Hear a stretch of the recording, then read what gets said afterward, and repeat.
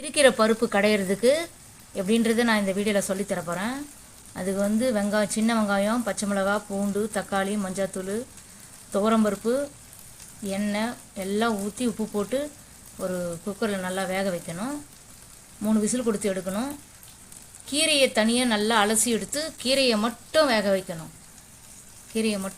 கீரையை நல்லா தண்ணி போட்டு நல்லா 4 வாட்டி அலசி எடுத்து வச்சு குண்டால் ஒரு 10 மினிட்ஸு வேக வைக்கணும். நான் சிறுகீரை வேக வச்சுருக்கேன்.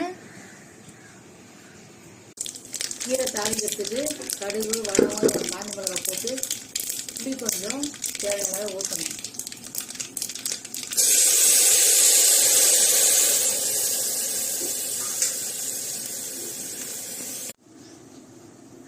தாளித்து ஊற்றிட்டேன். கீரை கொதிக்கக்கூடாது, உடனே ஆஃப் பண்ணிடணும் ஸ்டவ்வை. சிறுகீரை சாம்பார் ரெடி.